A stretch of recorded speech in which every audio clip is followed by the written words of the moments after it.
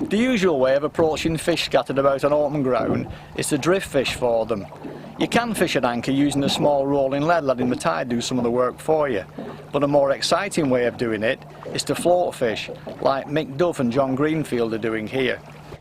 But first things first, let's look at the reason why we are float fishing the low water channels of the upper reaches of the Mersey in the first place. The answer to this comes in two parts. Typical of what should have been summer, this was a day of wind and showers when most boats, had they even bothered to turn out in the first place on the forecast given, would in all probability have taken one look, turned around and gone back home. But you can't sustain an interest such as fishing with the odd trip grabbed here and there. Either you are an angler or you aren't, and if you are, you will adapt to whatever is available to be caught on the day rather than taking the alternative. That's what Mick and John regularly do. If they can't fish for what they want, then they fish for what they can get. And into the bargain, they've developed tactics and techniques which are every bit as entertaining as the preferred alternatives, if you go about things in the right frame of mind and with the right gear. Which brings me on nicely to the second part of the answer. The low water channels between the drying banks upriver have a concentrating effect on the fish. The problem is that while the fish are waiting in the channels for the flood tide to take them back onto the banks, there isn't much run. Fish, as we all know, are motivated into feeding by movement in the water, either bringing food items directly to them or delivering microscopic food items to their prey, which in turn have to show themselves if they want to eat. Lack of movement tends to put fish off over the slack water period. Float fishing, making use of whatever little bit of wind or tide there is to put some movement and ground coverage back into the baits, will bring some of those fish back into the reckoning. Eventually, as the tide really begins to pick up, even if the fish stayed in the channels, which we know they don't, float fishing would no longer serve any useful purpose. In a good lick of tide, it soon becomes difficult, if not impossible, to keep the baits from being lifted right out of the feeding zone. And in any case, with feeding generally reaching its peak, other techniques such as drift fishing, rolling leads and uptiding will be much easier and very likely much more successful.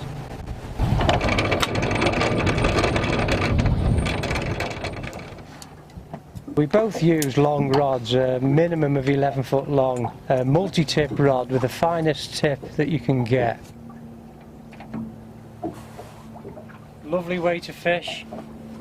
A sliding stop knot on the line with a little bead, then put the sliding float on and then attach your barrel, either a barrel or ball weight, then tie on a swivel, and then on the end of the swivel you tie your hook length. First of the flood is the time for flounders. I'm just going to put a bit of elastic on this because they've been pulling it off. Big flounder bait.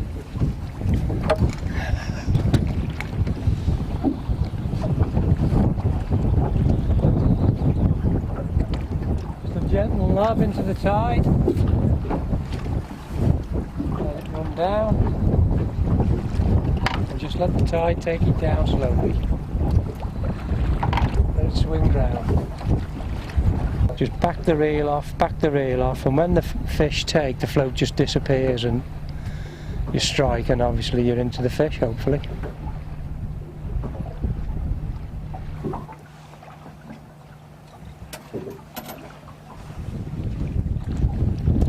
Right, going with a small eel, giving a good account of itself.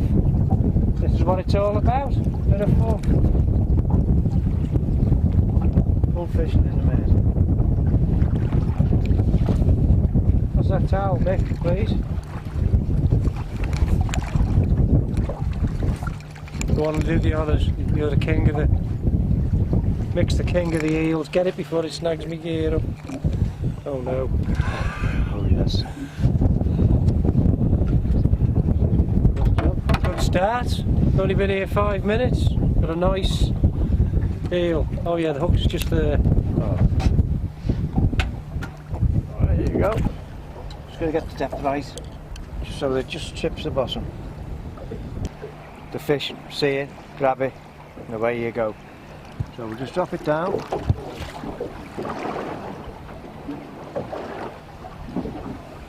And it's taking it under, so it's a little bit under depth. Just move that up slightly, the little stopper.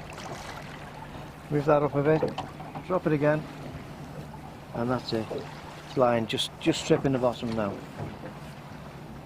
That's it. Spot on. Just got to get it right so it just trips along.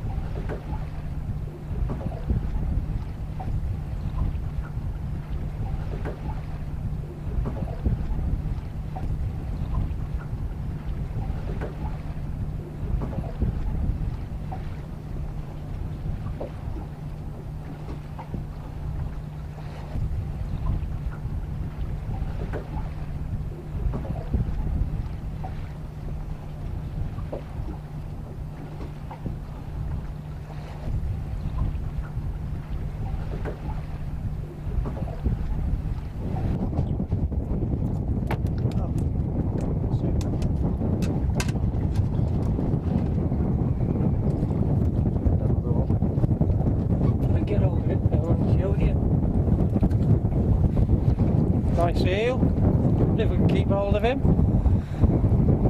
on the float, good sport. We're just out for some fun.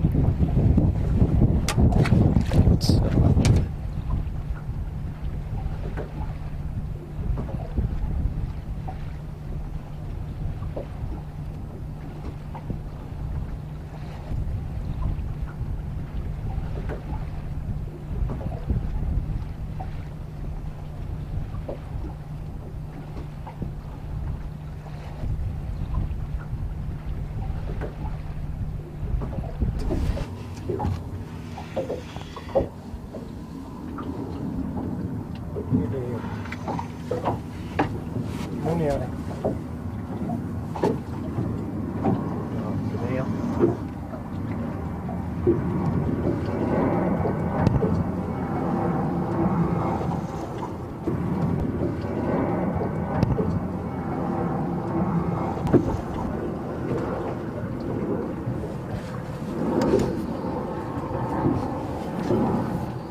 It's a nice one, John. A couple of pounds. Give you a hand with that one.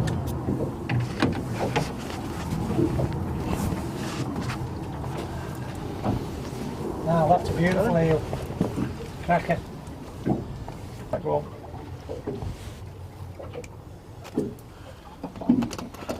You on it? Kissing the hook and run back.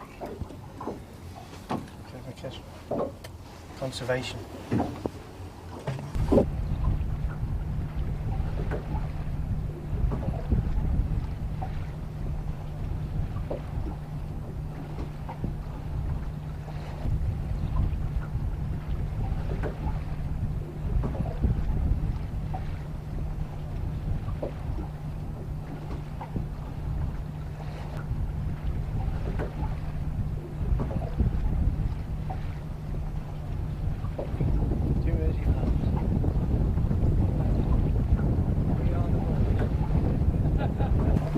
Go easy with it. Oh yes, this looks like a good one, Nick. Fishing's that easy, even Phil can get them. That's just a big eel. Good. Oh. Yeah.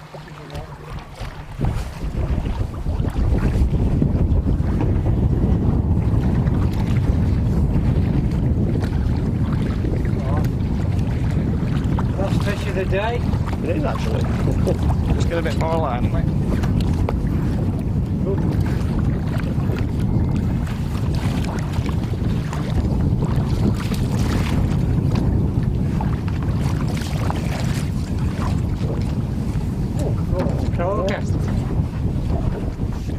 Big horrible slimy. That's a cracker, that one. That's a good eel, that, Phil. It's an absolute cracker. Just cut it with the scissors, please. Gone in a bit, so we'll just cut him off close. Good 2 pounder. I'm not kissing that. Kissing, put over in and back. End of a good day.